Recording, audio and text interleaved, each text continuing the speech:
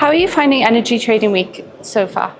Amazing. I mean, I have been here 3 years in a row and previously as well many times. And I have seen the evolution, right? How it goes bigger, covers more areas that are of interest for different people. And you see the mix of attendance is actually quite nice because you have people from IT, operations, business, vendors, technology providers, etc. And I think that's the event in Europe for sure.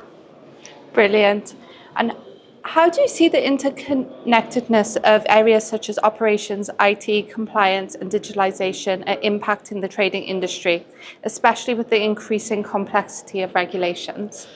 I think those are like if we look at from the regulation perspective, those are the most impacted areas, right? Like IT operations, that means increased load.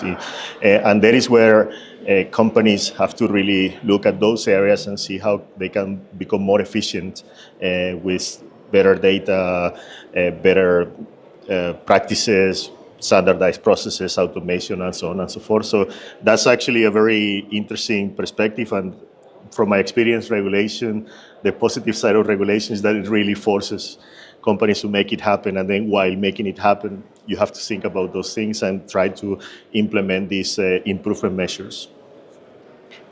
Digitalization, data, and AI are hot topics in today's industry.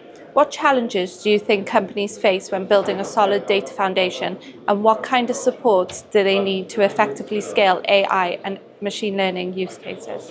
Yes, so it's definitely a hot topic. I mean, every single session, data and AI would have come across, and in the industry in general, it is.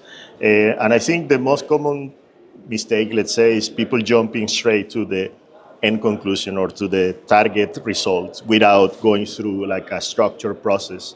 And I think the support that is needed is to maybe work with partners or have a mindset where you first focus on that foundation before jumping into your machine learning or AI use cases, because if you don't do that, maybe you will succeed once, but not be scalable for others.